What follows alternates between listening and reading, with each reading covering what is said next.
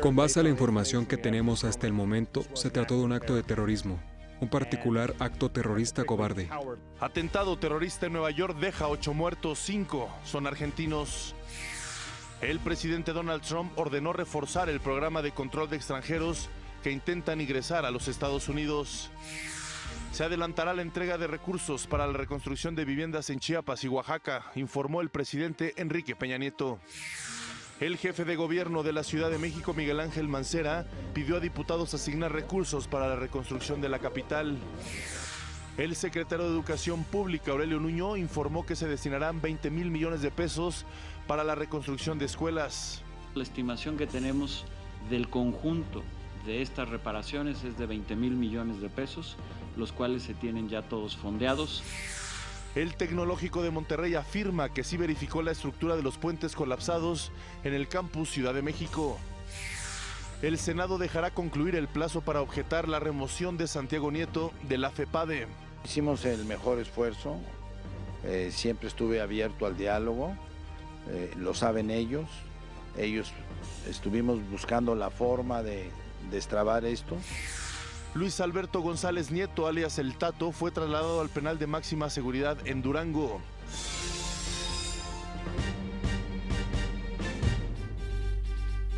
Hola, ¿qué tal amigos de México al Día? Es un placer saludarlos esta mitad de semana. Ya estamos en noviembre, hoy es 1 de noviembre de este 2017, inauguramos un nuevo mes y qué mejor que inaugurarlo con Ana Cristina Olvera, quien se encontrará hoy, mañana y pasado juntos. Ana Cristina, es un placer saludarte, muy buenos días. El placer es todo mío, Omar, es para mí un honor estar aquí contigo en la mesa de México al Día y por supuesto con todos quienes nos sintonizan a través de la señal del canal 22 de Ingenio y de Aprende TV. También estamos en vivo a través de Facebook Live en Noticias México al Día y nuestras publicaciones en Twitter por @mexaldía. Saludo con mucho gusto a Miguel González, quien nos permite comunicarnos con usted a través de la lengua de señas. Le doy la bienvenida a esto que es México al Día. Así es, Ana Cris, y ayer un día difícil para los Estados Unidos, precisamente en el contexto de Halloween, pues una muy mala noticia. Aquí le tenemos toda la información. Un atentado terrorista registrado ayer en Nueva York dejó un saldo de 8 personas muertas y al menos una docena de heridos. Los hechos ocurrieron alrededor de las 3 de la tarde, hora local,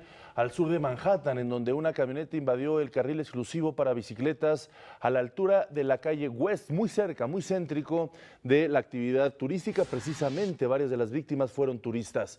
El conductor atropelló a un grupo de personas antes de estrellarse con un autobús escolar. Al intentar escapar, el atacante recibió un disparo en el abdomen y fue detenido. Aún sigue vivo. El alcalde de Nueva York, Bill de Blasio, calificó el hecho como un acto terrorista cobarde. Con base a la información que tenemos hasta el momento, se trató de un acto de terrorismo, un particular acto terrorista cobarde. Sabemos que esta acción pretendió romper nuestro espíritu, pero sabemos que los neoyorquinos son fuertes. El gobernador Andrew Cuomo dijo que Nueva York es un símbolo de libertad y por tal motivo se encuentran en la mira del terrorismo. Nueva York es un símbolo internacional de libertad y democracia. Eso es lo que somos y estamos orgullosos de eso. Pero eso también nos convierte en un objetivo para aquellas personas que se oponen a esos conceptos. Ya hemos vivido con esto. Hemos sentido el dolor anteriormente. Hoy sentimos el dolor. Avancemos juntos y avancemos más fuerte que nunca. No los vamos a dejar ganar. El autor de este ataque terrorista ya fue identificado bajo el nombre Sayfullo Saipov, un inmigrante de Uzbekistán de 29 años de edad que había llegado a los Estados Unidos hace 7 años. Él es residente legal, trabaja como conductor de Uber y vivía en Tampa, Florida. En su expediente policial solo se encontraron 2 infracciones de tráfico. Las autoridades encontraron una nota dentro del vehículo que utilizó para el ataque con las siglas del Estado Islámico. Y bueno, pues veamos cómo fue el momento de su detención después de haber realizado este ataque.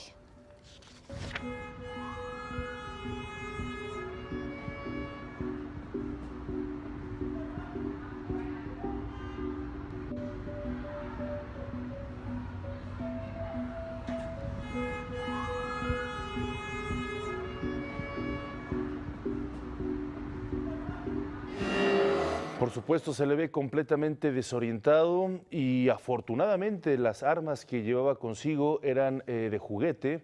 Por supuesto eran armas falsas, lo cual pues impidió que pudiera generar más heridos o más muertes. Luego del ataque, el presidente Donald Trump ordenó reforzar el programa de control de extranjeros que intentan ingresar a Estados Unidos. Agregó: no debemos permitir al Estado Islámico regresar a entrar en nuestro país después de derrotarlos en Oriente, como si todos los que buscaran entrar en su país buscaran ser terroristas. Por su parte, el presidente de México, Enrique Peña Nieto, lamentó el acto terrorista y expresó su solidaridad con la población estadounidense. También se unieron a las condolencias el primer ministro de Canadá, Justin Trudeau, así como los presidentes de España, Mariano Rajoy, de Francia, Emmanuel Macron, de Chile, Michelle Bachelet, y de Colombia, Juan Manuel Santos. Mientras tanto, la Cancillería de Argentina confirmó que 5 de estos 8 fallecidos en Nueva York son ciudadanos de ese país. Las víctimas fueron identificadas como Hernán Diego Mendoza, Diego Angelini Alejandro Pánuco, Ariel Berlich y Hernán Ferrucci. Otro ciudadano argentino de nombre Martín Marro, quien fue trasladado al Hospital Presbyterian de Manhattan para atender sus heridas, se encuentra fuera de peligro. El presidente Mauricio Macri se puso a disposición de los familiares de los fallecidos. Así es, y estos argentinos, este grupo de amigos, habían ido a Nueva York precisamente a celebrar 30 años de graduación, eran amigos de toda la vida y lamentablemente perdieron ahí pues sus sueños de seguir adelante, dejaron familias, dejaron por supuesto pues muchas ilusiones allá en Rosario, de donde eran nativos, Rosario, Argentina. Por su parte, la Cancillería mexicana habilitó 2 números telefónicos de emergencia para recibir o reportar información sobre el ataque en Manhattan. El teléfono del Consulado de México en Nueva York es el 917-459-2143, ahí usted lo puede ver en su pantalla, 919-459-2143, también el Centro de Información y Asistencia a Mexicanos es el 1-855-4636-395, el cual opera las 24 horas, los 7 días de la semana. Pasemos a otros temas. Es que el subsecretario para América del Norte de la Secretaría de Relaciones Exteriores, Carlos Manuel Sada, dijo que si no se llega a un acuerdo pronto sobre el futuro del programa DACA, este programa de protección a los migrantes que llegaron en la infancia a los Estados Unidos, 700,000 de origen mexicano quedarían en condición de vulnerabilidad. Al participar en un foro sobre migración que fue realizado en el Senado, el subsecretario lamentó que el gobierno de Donald Trump condicione este programa a la aprobación de los recursos para la construcción del famoso muro en la frontera con nuestro país. En otros temas, el presidente Enrique Peña Nieto entregó la Terminal 4 del Aeropuerto Internacional de Cancún. Con la puesta en operación de la Terminal 4, el Aeropuerto Internacional de Cancún se convierte en el cuarto más importante y grande del país. Solo detrás del de la Ciudad de México, del de Guadalajara, más grande esta terminal que todo el aeropuerto de Monterrey, para dar dimensión a lo que hoy estamos inaugurando. Y lo cual celebro, porque habla de justamente de que el país está avanzando, de que el turismo está creciendo en nuestro país. La inversión de casi 5,000 millones de pesos estuvo a cargo del Grupo Aeroportuario del Sureste. Con esta obra incrementamos en 43% nuestra capacidad total, es decir, que a partir de hoy tenemos una capacidad anual de 31 millones de pasajeros. Este monto representa el 86% de todos los pasajeros que movilizó el aeropuerto de la Ciudad de México en el 2016. Con esta ampliación de inmediato operarán 14 líneas aéreas con instalaciones 100% de uso común. Además, se continuará dando servicio a más de 80 líneas aéreas de todo el mundo. En este sentido, el titular de Comunicaciones y Transportes afirmó que hoy al sector aeronáutico le está yendo bien. Entre 2012 y 2017, el volumen de pasajeros en el transporte aéreo nacional ha registrado un incremento del 60%, en tanto que la flota comercial aérea creció en un 40%. Además, se han creado 849 nuevas rutas aéreas nacionales e internacionales y los precios de los pasajes se han mantenido estables en promedio. Agregó que hoy las aeronaves de las principales líneas aéreas mexicanas tienen ya una antigüedad promedio de solo 6 años. Además, la flota aérea mexicana es 40% superior a la que había en el 2012. Además, hoy son más los mexicanos que utilizan las distintas líneas aéreas. Ha crecido 60% precisamente el número de pasajeros que utilizan hoy el avión o que se desplazan en avión. La construcción de esta terminal empleó a 5,000 trabajadores directos e indirectos y 1,500 permanentes. Para México al Día, Gustavo Castillo. Y el presidente además destacó que el crecimiento de la economía nacional en el tercer trimestre de 2017 se mantiene. Esto tras el reporte del INEGI que señala un incremento del 1.7% a tasa anual. Si bien ha tenido un pequeño retroceso que deja sentir el efecto que tuvo en la economía los sismos que se registraron en el mes de septiembre, también deja ver que la economía está creciendo. Y con esto, prácticamente en lo que va de esta administración, en todo lo que va de este gobierno, cada trimestre ha venido mostrando un crecimiento constante y sostenido de la economía. Y recalcó que los sismos del pasado septiembre no impedirán que el país avance. Que no obstante los efectos de mi fuerza naturaleza, los eventos que tuvimos el mes de septiembre, que calaron y que fueron conocidos a nivel mundial, creo que eso no impedirá que México se siga consolidando y avance eventualmente en la posición que hoy ubica entre los principales destinos turísticos del mundo. Al respecto hubo más reacciones. El jefe de la Unidad de Planeación Económica de la Hacienda Pública, Luis Madrazo Layuz, también habló sobre la situación de la economía al tercer trimestre del año. Al presentar el informe de finanzas públicas, dijo que los sismos y huracanes impactaron al sector petrolero y disminuyó la actividad económica por el cierre de escuelas y algunos centros de trabajo. En ambos casos se espera que sean temporales. Claramente, al regresar los niños y los profesores a clases y volver a iniciar las operaciones de las refinerías tanto en México como en Houston y reabrirse los pozos en México, estos dos fenómenos se deben disipar en los siguientes meses. También dijo que el paquete económico 2018 ya aprobado permitirá estabilizar la economía. Con la aprobación de esta ley de ingresos se refrenda el acuerdo de certidumbre tributaria, al no crearse ningún impuesto a aumentar existentes. Por supuesto que se sigue atendiendo la reconstrucción tras los sismos. El presidente Enrique Peña Nieto viajó hasta Oaxaca para supervisar las obras. En Juchitán anunció que se adelantarán recursos para que se acelere la restauración de las viviendas que colapsaron.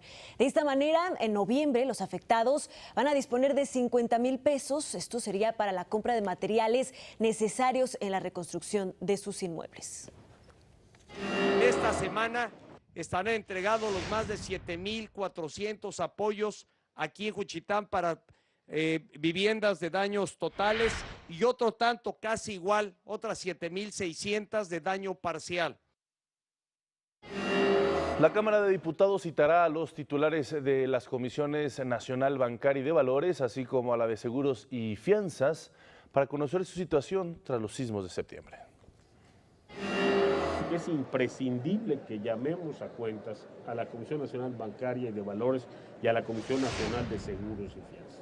Es imprescindible saber qué responsabilidad están asumiendo las aseguradoras, qué responsabilidad están asumiendo los bancos que dieron las hipotecas de los edificios que se derrumbaron y, por supuesto, qué responsabilidad están asumiendo las constructoras que adquirieron esos créditos.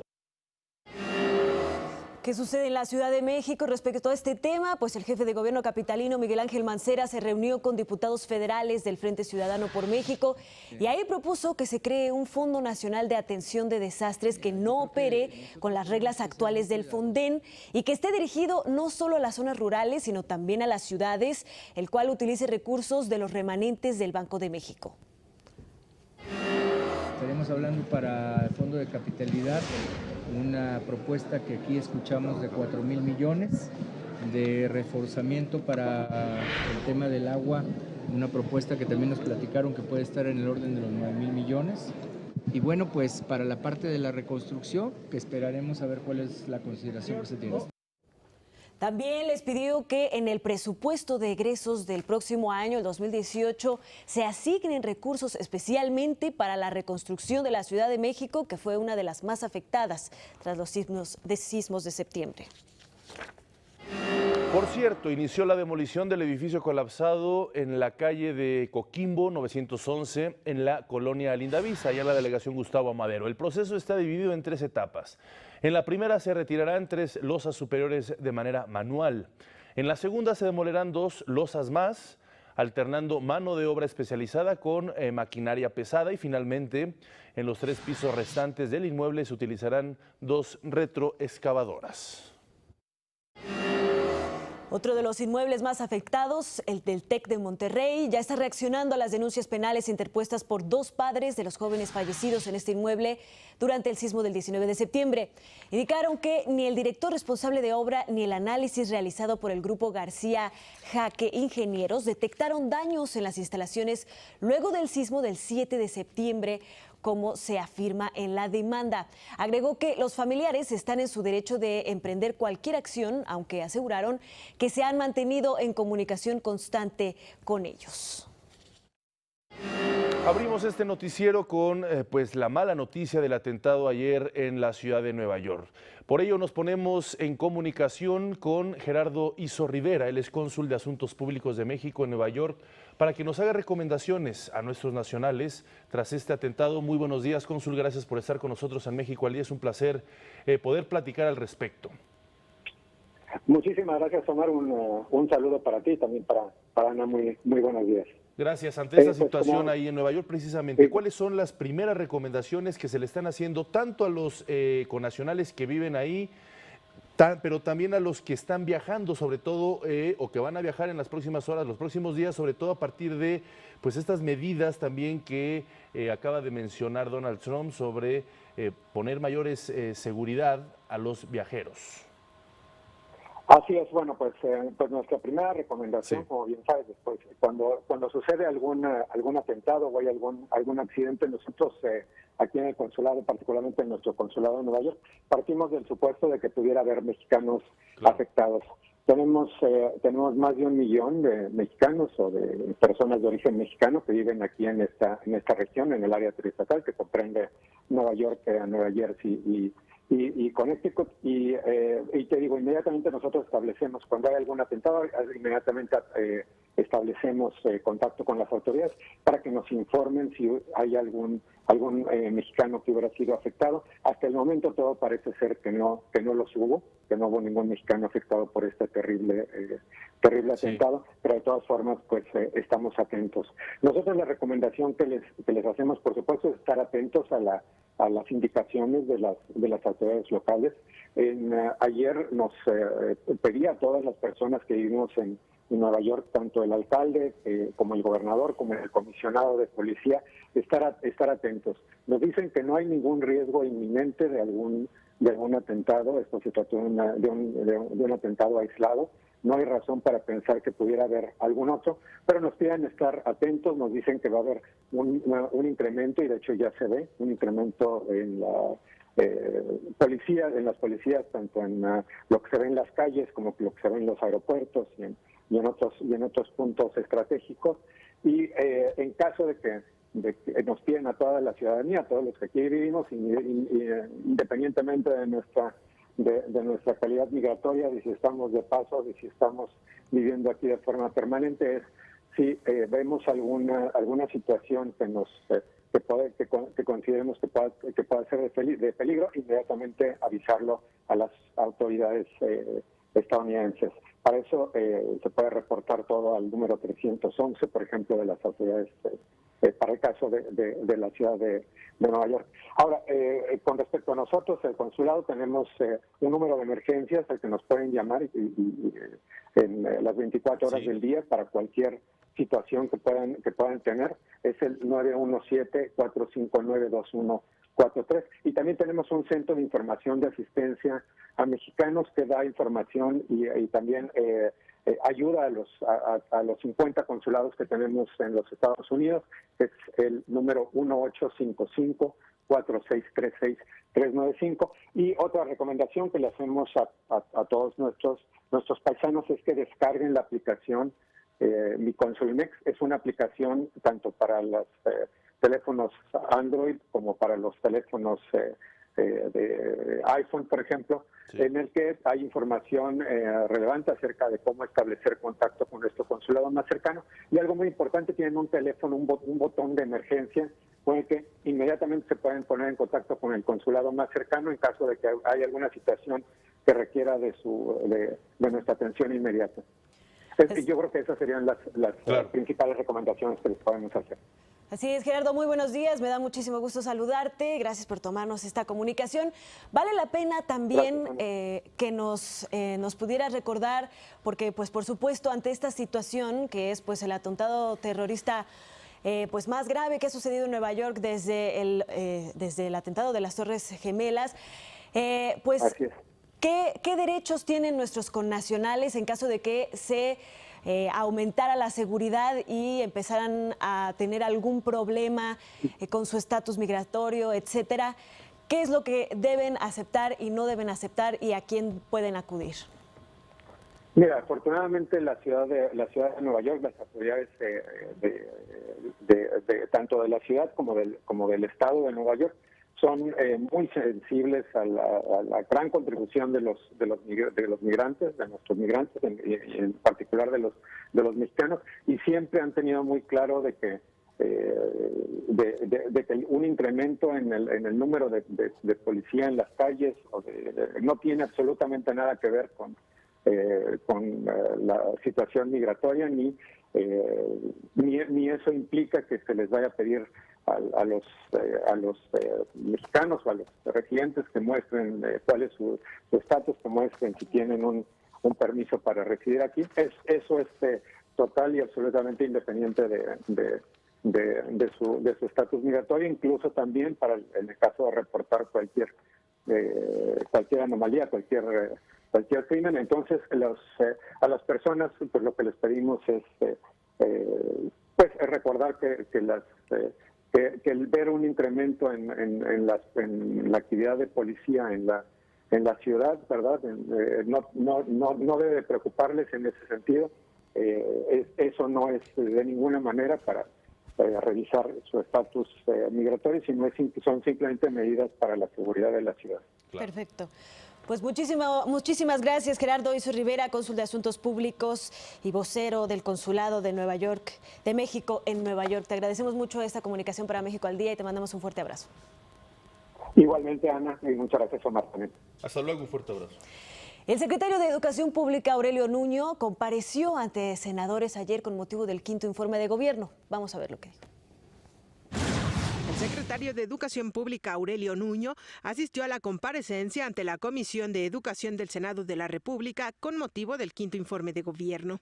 Ahí el secretario Nuño informó que para la reconstrucción de las cerca de 16,000 escuelas que resultaron afectadas en 10 estados, de las cuales 5,000 tienen daños parciales, 11,000 tienen daños menores y 276 se demolerán por los sismos, y para ello la SEP no necesitará presupuesto adicional. Además, se podrán construir más de 4,000 escuelas provisionales en los estados afectados. La estimación que tenemos del conjunto de estas reparaciones es de 20,000 millones de pesos, los cuales se tienen ya todos fondeados.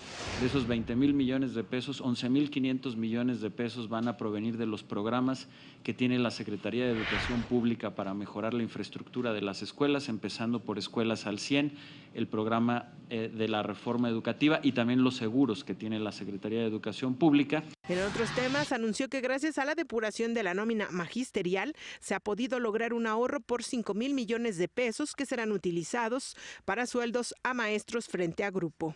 Un paso contundente en el orden, en la transparencia, en la justicia a los maestros y por supuesto en el combate a la corrupción en el sistema educativo. Y junto con todo ello, hemos hecho también ya una realidad la transformación pedagógica. Aclaró al senador Mario Delgado que su oficina no cambiará de ubicación y que la renta de un nuevo edificio en el sur de la Ciudad de México es para funcionarios públicos que resultaron afectados por el sismo.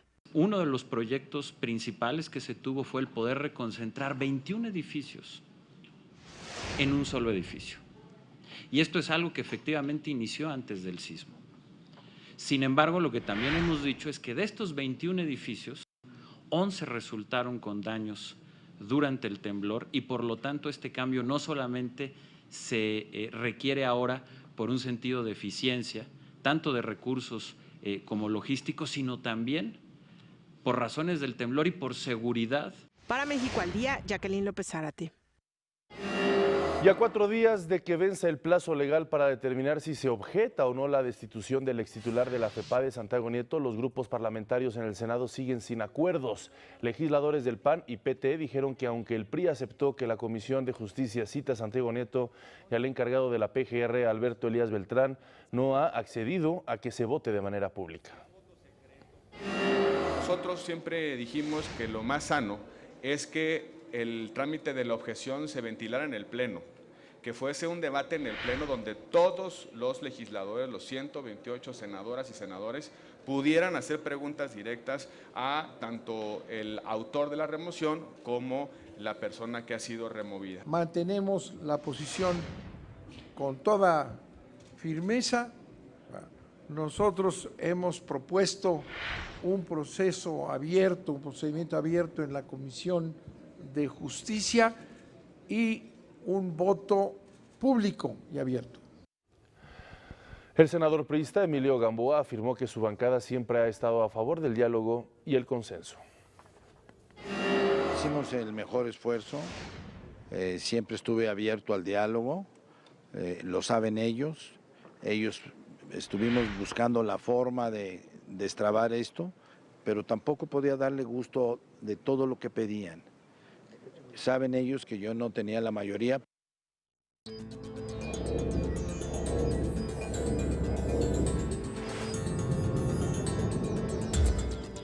La cadena de televisión japonesa Asahi informó que 200 personas podrían haber muerto por el hundimiento de un túnel estos días después de la última prueba nuclear realizada por Corea del Norte el 3 de septiembre. Agregó que otras 100 personas fallecieron cuando acudieron al rescate de estos afectados debido a un nuevo hundimiento causado por un temblor. Debido a las afectaciones que dejaron los huracanes Irma y María, más de 90,000 ciudadanos de Puerto Rico arribaron a Florida, en los Estados Unidos. Desde el 3 de octubre, cuando entró en vigor una declaratoria de emergencia en el estado, los habitantes de la isla comenzaron a trasladarse a las ciudades de Miami y Orlando.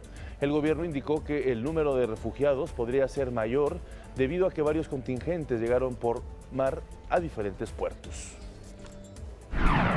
El gobierno de los Estados Unidos votará hoy en la Asamblea General de la ONU en contra de la resolución anual que condena el embargo comercial a Cuba.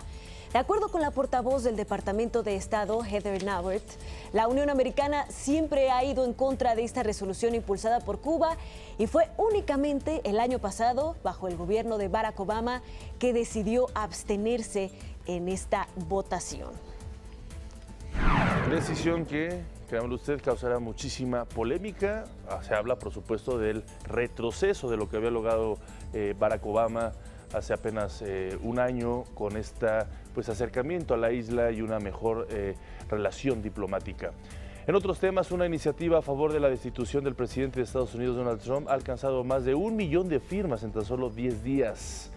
Thomas Steyer, promotor de la iniciativa, ha insistido en que el presidente Trump ha llevado a la Unión Americana al umbral de una guerra nuclear. Al respecto, Trump dijo que Steyer ha estado luchando desde el principio en contra de su programa, el cual busca devolver la grandeza a los Estados Unidos. Y en España, la jueza de la Audiencia Nacional, Carmen Lamela, admitió la querella del gobierno español por rebelión, malversación de fondos y sedición en contra del expresidente de la Generalitat, Carles Puigdemont, el ex vicepresidente Oriol Junqueras y los exconsejeros catalanes.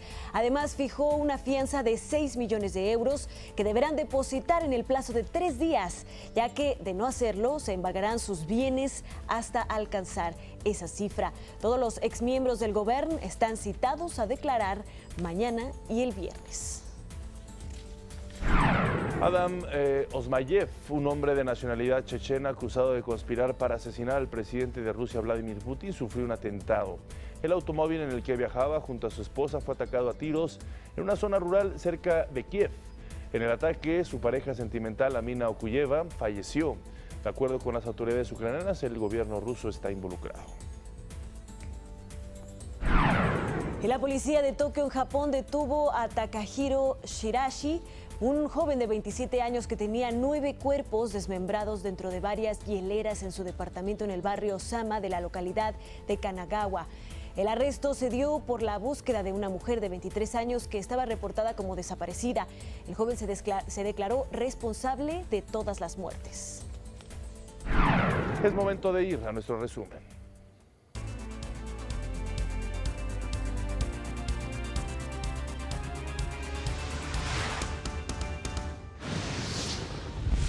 Atentado terrorista en Nueva York deja 8 muertos y más de una docena de heridos. El gobierno de Argentina confirma que 5 de sus ciudadanos están entre las víctimas del ataque. El presidente Enrique Peña Nieto condenó los hechos y expresó su solidaridad con el pueblo estadounidense. En Oaxaca, el presidente Enrique Peña Nieto aseguró que se adelantarán los fondos para la reconstrucción de viviendas. La estimación que tenemos del conjunto de estas reparaciones es de 20,000 millones de pesos, los cuales se tienen ya todos fondeados. De esos 20,000 millones de pesos, 11,500 millones de pesos van a provenir de los programas que tiene la Secretaría de Educación Pública. El secretario de Educación Pública, Aurelio Nuño, informó que se destinarán 20,000 millones de pesos para la reconstrucción de escuelas dañadas por los sismos en todo el país. La Secretaría de Relaciones Exteriores lamentó que el presidente Donald Trump condicione el programa DACA a la aprobación de recursos para el muro fronterizo.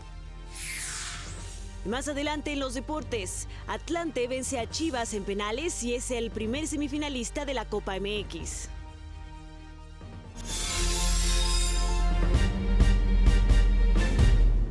Un juez federal vinculó a proceso a Víctor Manuel Félix Beltrán, el Vic, presunto operador financiero de los hijos del Chapo Guzmán por delitos contra la salud en su modalidad de posesión con fines de comercio.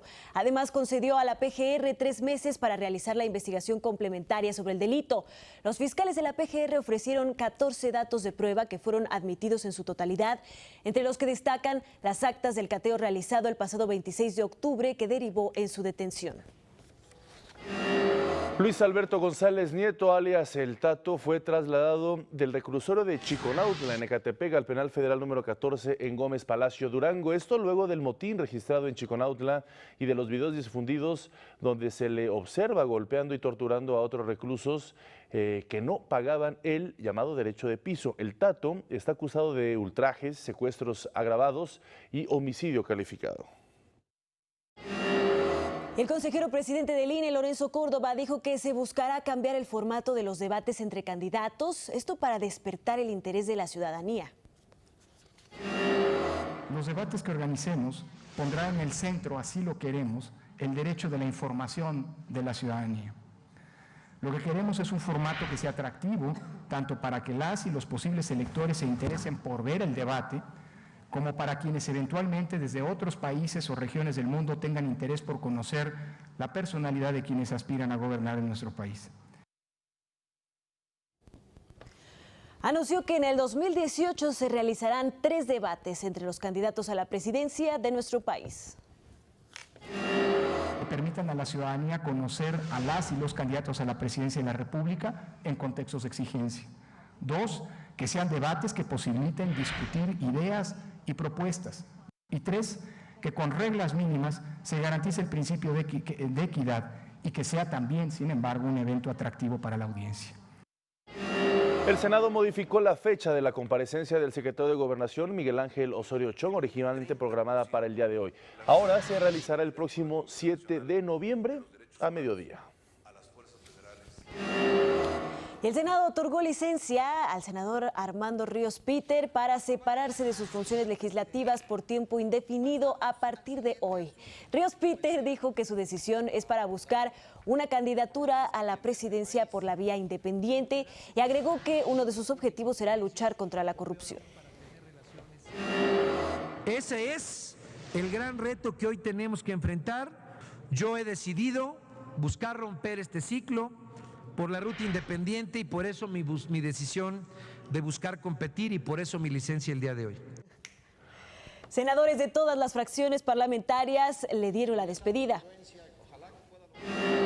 Armando es un rebelde en su partido, lo fue en su partido y hoy es un rebelde del sistema de partidos. El mejor de los éxitos, querido Armando. Quiero reconocer en Ríos Peter la calidad del debate de un político que nunca ha ofendido a un adversario. Te deseo mucha suerte en este nuevo camino que deseas emprender. Creo que hace falta en el universo político de este país personas que mantengan una posición independiente, que puedan confrontar ideas, que le den finalmente a la contienda una posibilidad de que el ciudadano tenga un universo para elegir. Bueno, pues ahí están todas las muestras de cariño y respeto a Armando Ríos Peter, quien se lanzará por la candidatura independiente, que es un proceso nada fácil. El secretario de Gobernación, Miguel Ángel Osorio Chong, informó que actualmente en México 1 de cada 6 embarazos son de jóvenes de entre 10 y 15 años. La mayoría de ellos, dijo, tiene que ver con violencia física o falta de información, y por ello aseguró que una prioridad del gobierno federal es erradicar el embarazo infantil para 2030. Esto lo aseguró en un diálogo con jóvenes en el estado de Zacatecas. No queremos ver a una niña cuidando a otra niña, a una mujer y a un hombre, frustrar su vida, sus sueños, sus posibilidades de éxito, por algo que no planearon, por lo que no se informaron. Tenemos que erradicar, en primer lugar, y esa es la meta para el año 30, el embarazo en niñas de entre 10 y 15 años. Erradicar, porque tiene que ver con violencia, porque tiene que ver con violaciones. Más de 120 empresas mexicanas que están siendo impulsadas por la Secretaría de Agricultura participaron en una exposición especializada en frutas y hortalizas. Esta es la más importante de Estados Unidos. Esto con el objetivo de fortalecer la presencia de los productos mexicanos en ese país. Y es que la Zagarpa destacó la importancia de este mercado, ya que el año pasado nuestro país exportó más de 12,000 millones de dólares de productos frescos a la Unión Americana, colocándose como su principal proveedor en tal tipo de alimentos. Fue presentada la Agenda Ciudadana de Ciencia, Tecnología e Innovación para Iberoamérica, cuyo propósito es avanzar en los objetivos del desarrollo sostenible planteados por Naciones Unidas. En ella, la población podrá opinar sobre temas como agua, educación, energía, cambio climático, salud, seguridad alimentaria y sociedad digital. En este esfuerzo participan la Secretaría de Educación Pública, las ANUYES, el INJUVE, la UNAM y el CONACYT. Usted podrá responder la consulta en la página www.agendaiberoamericana.org/México. Quizás el reto más importante sea modificar nuestros patrones de conducta y nuestros programas de desarrollo. Tenemos que llegar a un asunto de sustentabilidad. De ahí la importancia que la agenda ciudadana recoja las metas de varios objetivos de desarrollo sostenible y los clarifique en los 8 temas globales y los retos que conforman la agenda iberoamericana. El secretario del Trabajo, Alfonso Navarrete Prida, dijo que hay condiciones y una gran oportunidad para incrementar de manera significativa el salario mínimo. Esto lo afirmó en una reunión con el presidente de la mesa directiva de la Cámara de Diputados, Jorge Carlos Ramírez Marín. Yo creo que es viable si se llega a un consenso entre ellos de hasta dónde debe de llegar el aumento. Lo que debe de imperar es, desde luego, una enorme responsabilidad de la condición real de país y de que efectivamente sea remunerador, se recupere poder adquisitivo y no sea en perjuicio de los trabajadores. Por cierto, el Instituto Nacional para la Evaluación de la Educación firmó un convenio con la Universidad Autónoma del Estado de México para la formación y capacitación profesional de los docentes, así como para la divulgación académica, científica, cultural y tecnológica. Se trata del acuerdo de colaboración número 45 con instituciones de educación superior en los últimos 3 años. Eduardo Backhoff, consejero presidente del instituto, destacó que estas alianzas ayudan a mejorar los procesos de evaluación. Vamos a hacer una breve pausa, regresamos con más información.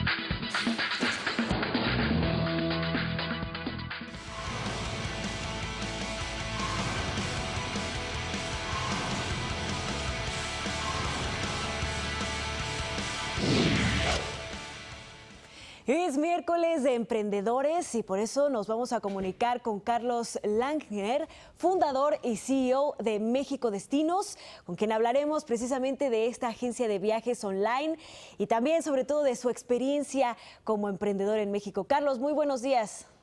Buenos días.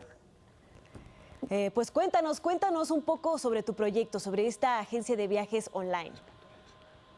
Buen día, muchas gracias por la invitación, claro que sí. Pues creamos mexicodestinos.com, que es una agencia de viajes en línea enfocada principalmente a la gente que no tiene o no suele utilizar tarjetas de crédito online. Entonces lo que nosotros hacemos es dar paquetes, actividades y traslados como lo compraban en agencias tradicionales, pero en línea y con la facilidad de poder pagarlo, digamos, en abonos chiquitos, ya sea con o sin tarjeta. Pueden hacerlo tan fácil como apartar un paquete, por ejemplo, con 500 pesos e irlo pagando poco a poco y hacer sus pagos en el banco, en el Oxxo, o como les parezca más cómodo, si es que no cuentan con tarjeta o no tienen saldo suficiente para cubrir sus vacaciones. Pues es muy innovadora esta idea, Carlos, porque precisamente aunque pues las compras en línea en nuestro país están creciendo, todavía existe una gran desconfianza para utilizar medios electrónicos y poner datos ahí, debido a que pues no estamos tan acostumbrados los mexicanos a este tipo de sistemas. ¿De dónde surge esta idea? Así es, pues nosotros ya llevamos viviendo en Cancún cerca de 15 años y aquí pues es todo turismo, y prácticamente desde que estábamos en la universidad vimos esta oportunidad y este problema que trabajábamos en otras agencias y detectamos esa necesidad, ¿no? De la gente que sí ya planea sus vacaciones en línea y hace las búsquedas, pero al final pues le falta este paso para animarse, ¿no? A hacerlo con tarjeta, o muchos ni siquiera tienen tarjeta de crédito. Entonces ahí vimos esa oportunidad y lo combinamos con paquetes muy sencillos para que la gente sea más fácil reservar, ¿no? O sea, nosotros armamos paquetes en fechas específicas y podemos decir, bueno, viaja a Cancún desde la Ciudad de México por 10,000 pesos y les damos las fechas exactas donde pueden hacerlo, ¿no? Esto les facilita por una parte la búsqueda para encontrar la mejor oferta y al final se adapta a sus necesidades de pago, ¿no? Como la gente lo pueda pagar más fácil, es como nosotros estamos tratando de adaptarnos a ello para animarlos a viajar más y que lo hagan en línea desde la comodidad de su casa, de su trabajo. Carlos, cuéntanos un poco más sobre tu experiencia como emprendedor en México. ¿Cómo ha sido este proceso? ¿A qué apoyos has podido recurrir? Ha sido, pues creo que como emprendedor en cualquier parte del mundo es un tema difícil pero muy emocionante. Es cuestión de mucho trabajo y mucha perseverancia. Hace un par de años en México me parece que no estaba tan, digamos, de moda o no estaba tan desarrollado esto y era muy difícil acceder incluso a créditos o a apoyos, pero recientemente hemos visto que el ecosistema ha mejorado mucho, ya más gente se interesa por el emprendimiento y a mí me parece bien, ¿no? Que se vuelva más, digamos, algunas personas lo califican de moda o algo similar, pero para mí pues estas modas son buenas, ¿no? Si la gente puede emprender y desarrollar negocios siempre es bueno para México. Nosotros iniciamos con recursos propios y con préstamos familiares y todo porque no había otra opción en aquella época, que era como 2011, y más adelante ya pudimos acceder a recursos privados, a un fondo de aceleración de Estados Unidos que ya tienen, la aceleradora ya tiene presencia en México, que es para fondos de startups. También ya pudimos acceder a través del INADEM a fondos públicos. Entonces hemos combinado esta parte de pues levantar capital de fondos privados, nuestro propio capital y fondos públicos. Claro. La verdad es que cada vez hay más fondos y más gente interesada en este tema de crecer las empresas en México y que podamos hacer buena tecnología y grandes empresas, los emprendedores. Claro, Carlos, qué Entonces, tan importante... me parece que va muy bien esto del ecosistema en México. Me da mucho gusto saludarte, Carlos. ¿Qué tan importantes son las nuevas herramientas tecnológicas para precisamente empresas o proyectos como el tuyo? Y pues, ¿qué pasaría si ya no, si no las usas, si no las sumas a tus proyectos? Pues creo que es fundamental, ¿no? Ahorita tenemos que aprovechar. Para mí es que las tecnologías pues no suplen, como en nuestro caso, por ejemplo, las personas. Nosotros tenemos un centro de atención telefónica, pero también utilizamos chat, también utilizamos WhatsApp, Facebook Messenger. Entonces creo que son una herramienta muy útil para acercarnos más fácil tanto al cliente y que él pueda estar cerca de nosotros, ¿no? Entonces creo que es fundamental aprovechar todas las oportunidades y herramientas que tengamos, que cada vez es más barato, digamos, para los emprendedores. Antes, pues, montar una empresa era mucho más caro y ahora puedes llegar a miles o millones de personas relativamente más fácil, ¿no? Nosotros, pues, a través de nuestro sitio web, nuestras aplicaciones móviles, redes sociales, llegamos ya a millones de usuarios mensualmente y digamos que todo operando desde aquí de Cancún con un grupo relativamente pequeño de personas, que ahora somos cerca de 75, cosa que sin las herramientas tecnológicas no hubiera sido posible, ¿no? En la actualidad se da esto y pues nosotros estamos tratando de aprovechar todas las plataformas que la gente utilice para estar más cerca de ellos y con la finalidad de facilitarles las cosas, ¿no? Sin duda alguna, Carlos Langner, muchísimas gracias pues por compartirnos este proyecto innovador de gente joven que por supuesto está buscando nuevas alternativas y muy importante también para el desarrollo económico de nuestro país y de las comunidades donde se encuentran. Gracias, un fuerte abrazo. Gracias, muchas gracias, buen día. Vamos a las breves del país.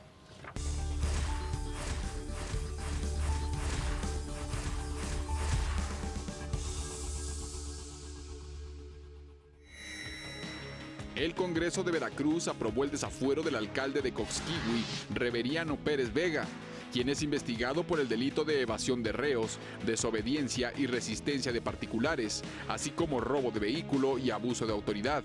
Reveriano Pérez fue acusado de impedir la detención de un familiar en 2014. El Congreso deberá nombrar al alcalde suplente en los próximos días. Elementos de la Procuraduría Capitalina detuvieron a los padres de un niño de 4 años que fue hallado muerto el 23 de septiembre en una vivienda de la colonia Santa Catarina, en la delegación Tláhuac. De acuerdo a las investigaciones, el padre golpeó al menor hasta quitarle la vida, para posteriormente abandonar el cuerpo. El Congreso de Puebla aprobó reglas más estrictas para las empresas de servicios de transporte privado. Esto tras los asesinatos de 2 estudiantes en los que estuvieron involucrados conductores de Cabify y Uber. Ahora los conductores tendrán que aprobar exámenes toxicológicos y presentar constancia de no tener antecedentes penales. También las autoridades podrán acceder a sus sistemas de geolocalización en caso de necesitarlo. El transporte público de la Ciudad de México operará con horario festivo hoy y mañana. El metro iniciará el servicio a las 5 de la mañana y concluirá a medianoche, y permitirá el acceso con bicicletas, mientras que el Metrobús operará de 5 de la mañana a 11:30 de la noche.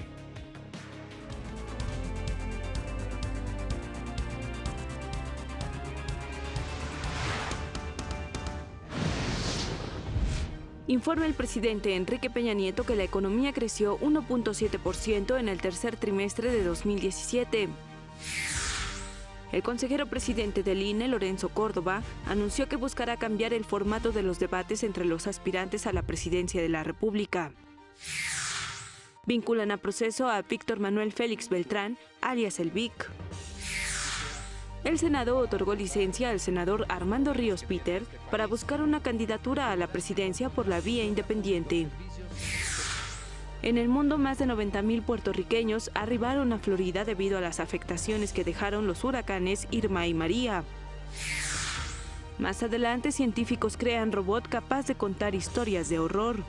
Y en los deportes, el PSG goleó 5-0 al Anderlecht en encuentro de la fase de grupos de la Champions League.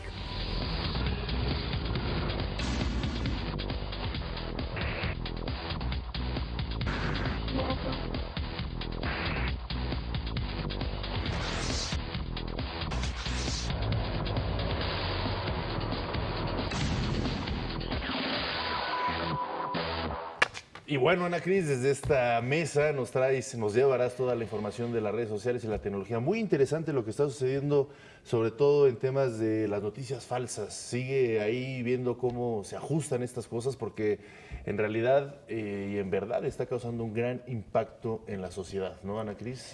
Temas que traes hoy a relevancia. Así es, Omar, y en medio de toda esta crisis de la llamada trama rusa que atraviesa el presidente de los Estados Unidos, Donald Trump, pues las redes sociales han jugado un papel fundamental y están siendo llamadas a rendir testimonio sobre cuál pudo haber sido realmente la injerencia que tuvo el Kremlin, Rusia o empresas rusas ligadas con el gobierno en la opinión pública y pues al final la tendencia de voto de los norteamericanos en las elecciones pasadas. Algo que está llevando a graves problemas a Donald Trump y que por supuesto muchos están hablando de incluso pues juicios que podrían en un momento dado pues poner sobre la balanza la permanencia en su puesto.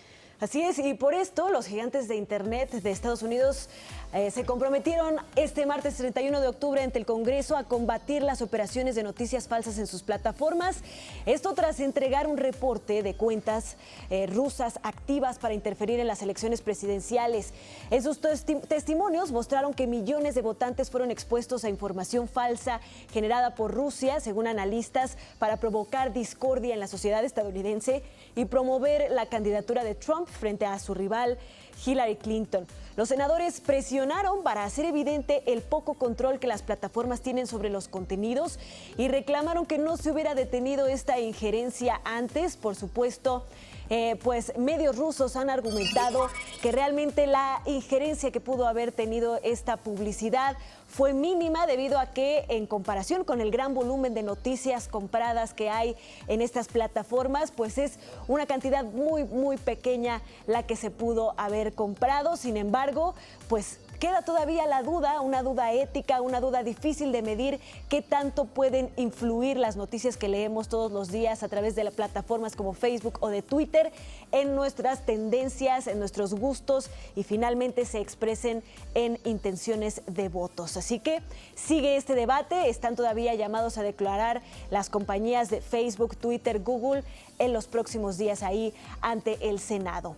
Y vámonos a otras noticias ya entrados en temas de Día de Muertos, Halloween, y es que científicos del Instituto Tecnológico de Massachusetts crearon un robot, una inteligencia artificial escritora capaz de generar historias de horror al que bautizaron como Shelley en honor de la autora de Frankenstein, que es Mary Shelley. Después de leer 140,000 cuentos de horror que fueron publicados por escritores amateur, Shelley está generando sus propias historias. Ya se pueden poner a temblar los escritores, lo hace colocando las primeras líneas en Twitter y entonces se empieza a generar una colaboración con seres humanos en esta red social.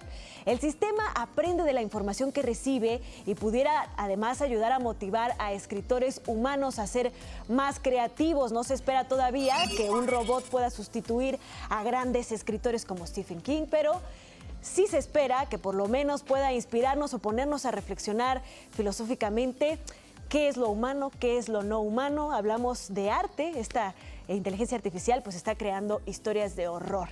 Y pues en más temas de Día de Muertos, personas de todo el mundo van a poder presenciar un poquito de la grandeza de las fiestas de Día de Muertos de nuestro país. Esto a través de la colección especial de Google Street View de los altares, de los panteones y los museos más coloridos de México. En un comunicado, Google explica que entre los sitios que se podrán apreciar, ahí los estamos viendo, destaca el Panteón Civil de Dolores, que es el más grande de la Ciudad de México y uno de los más antiguos. También otro de los lugares es la mega ofrenda de la UNAM, que está en la Plaza de Santo Domingo en el centro. Además, también el Museo Nacional de la Muerte. Ese se encuentra en la Universidad Autónoma de Aguascalientes y todo desde la comodidad de nuestras casas en cualquier parte del mundo y gracias a la tecnología. Esta es la información. Oye, Ana Cris, ¿ya viste la película de Coco? No la he visto. Te la recomiendo, en realidad es sorprendente las imágenes, la historia, la forma de rescatar las culturas, sobre todo en esta época. Mucha gente llorando. En fin. Lloraste, en realidad, la verdad.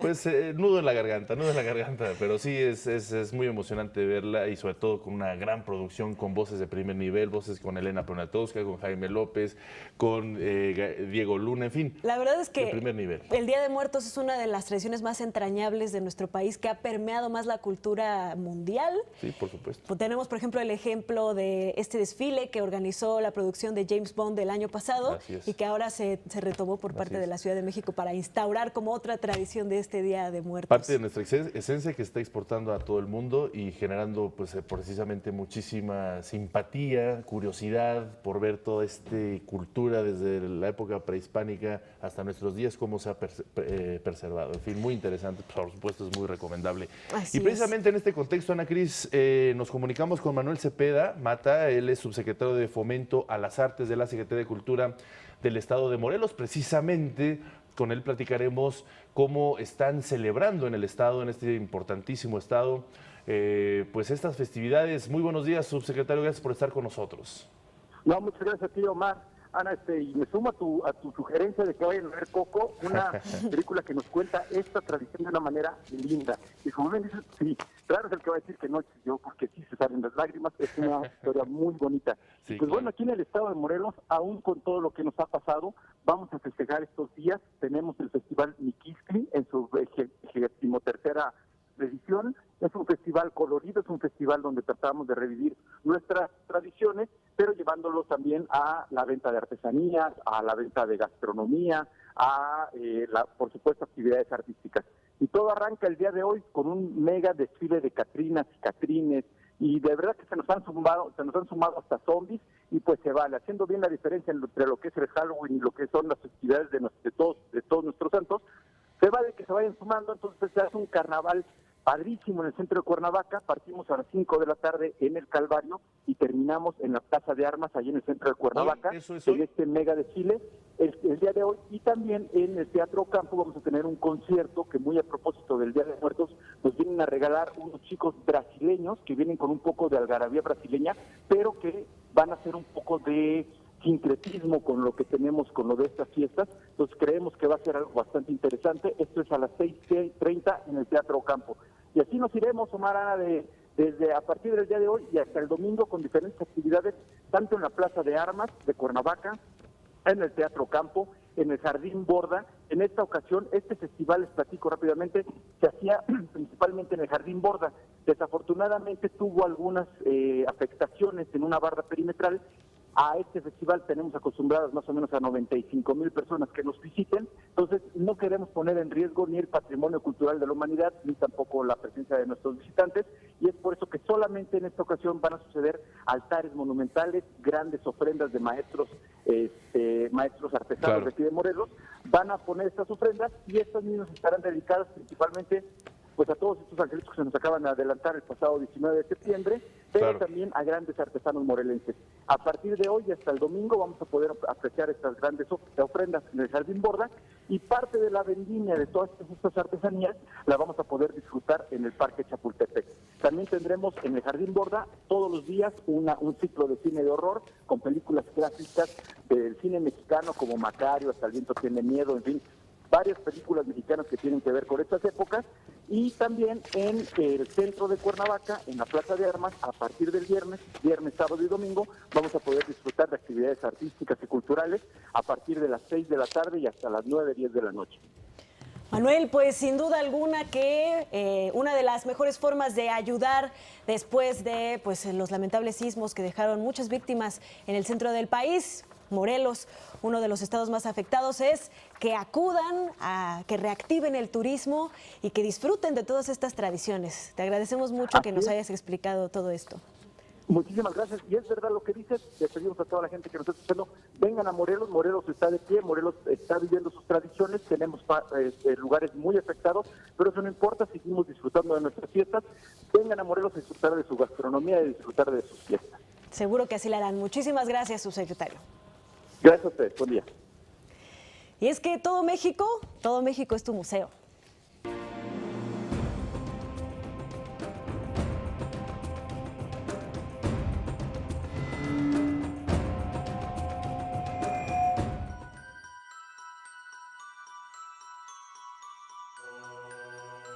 Xochimilco es uno de los sitios más hermosos de la Ciudad de México, famoso por sus canales, trajineras y abundancia de flores.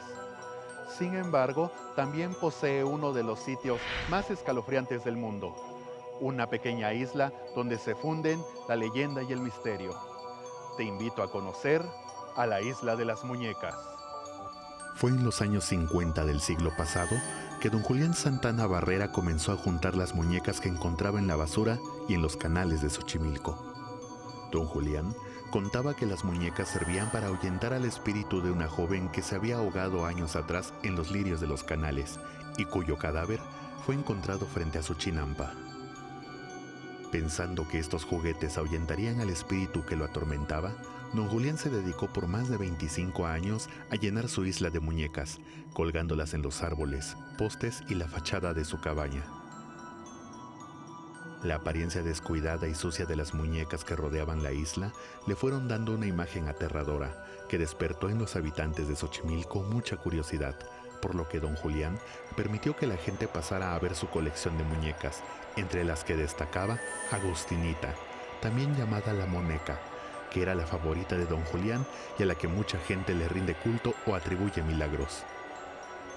En 1987, la zona chinampera de Xochimilco fue declarada Patrimonio Cultural por la UNESCO.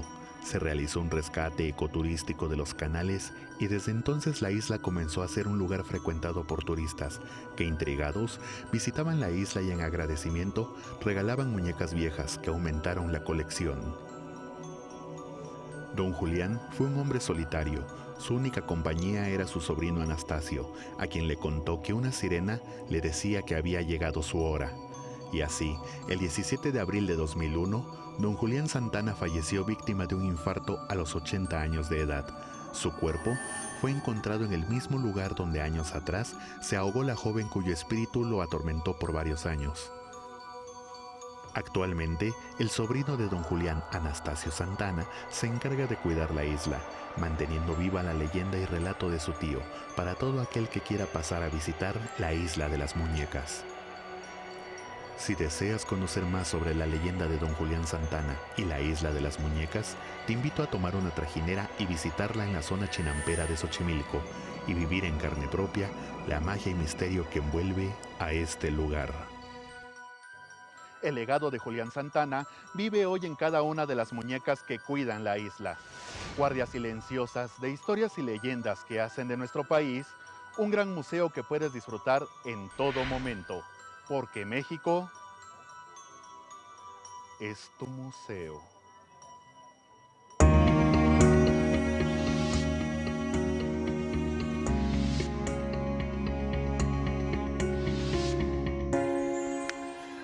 Tacuba 8 inaugura nueva exposición. Hace unos días se inauguró una nueva exposición de Alfred Briquet, con quien nos compartirás, Mariana Claro que sí. Holguín Madero, coordinadora de exposiciones del Museo Nacional de Arte del MUNAL, pues esta exposición que se acaba de inaugurar y por supuesto para que los mexicanos puedan asistir a ver esta gran obra. Muchísimas gracias por estar acá con nosotros. Gracias, Muy buenos días. Buenos días, muchas gracias por invitarnos.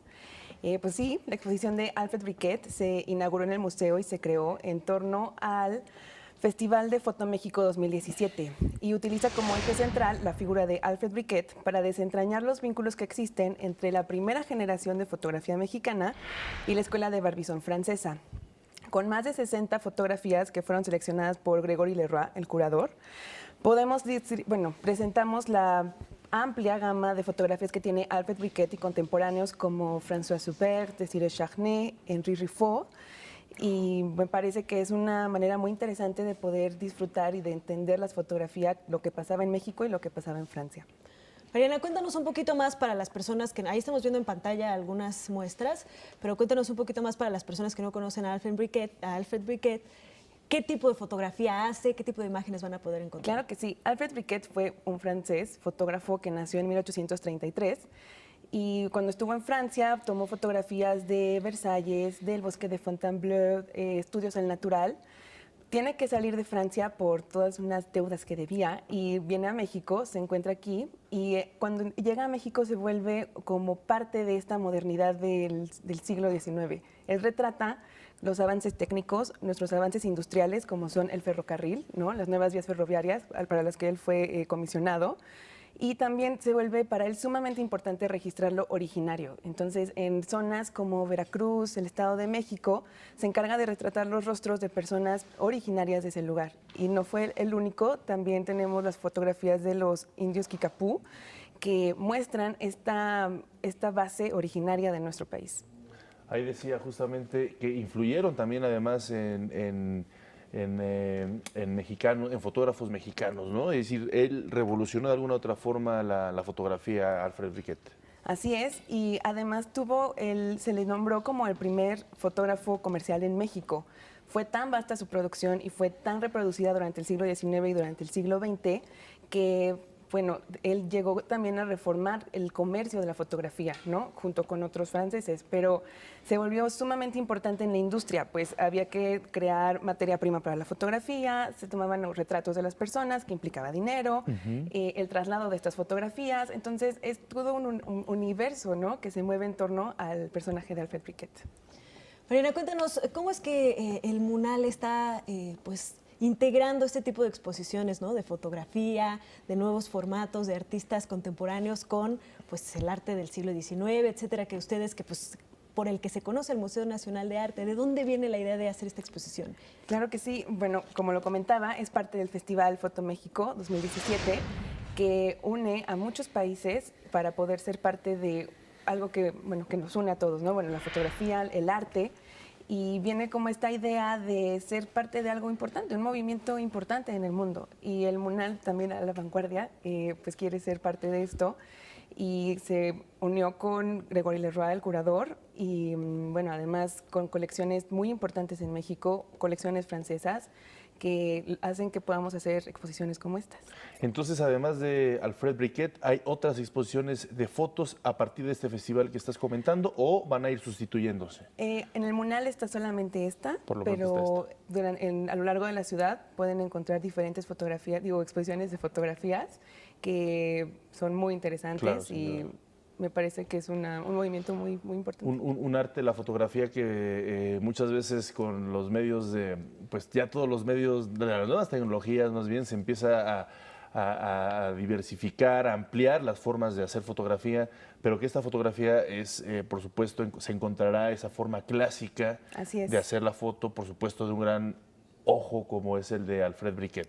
Así es, y vamos a encontrar técnicas primarias. Hay fotografías que se fueron reproduciendo en papel, fueron las primeras fotografías que se reprodujeron en papel, que llevaron la técnica de la fotografía no solo a la representación del retrato o como un testimonio, sino al medio del arte, ¿no? Al medio artístico. Encontramos también un daguerrotipo, que es como el primer proceso fotográfico que podemos encontrar, y nos vamos dando cuenta de los avances que también la fotografía tuvo a lo largo del tiempo. Claro. Danos un poquito, para terminar, de información, un poquito más de información. ¿Cuándo? ¿A qué hora? ¿Hasta cuándo? Claro que sí, la exposición va a estar abierta hasta el 11 de febrero del próximo año en el Museo Nacional de Arte. Una de nuestras salas monotemáticas los espera para que puedan asistir todos. Y está abierto al público de martes a domingo en un horario de 10 a 6. Y por supuesto los domingos la entrada es gratis en el MUNAL, así que no hay pretextos para no ir. Claro. Y que el MUNAL está en Tacuba 8, Tacuba se llama esta ahí en sección. pleno centro, así es. Así es. Pues para amantes de la fotografía, para amantes de la historia y por supuesto para quienes quieran descubrir este arte que es la foto de un gran artista, Alfred Briquet. Muchísimas gracias, Mariana. Gracias a ustedes. Gracias. Muchísimas gracias. Vamos al resumen final.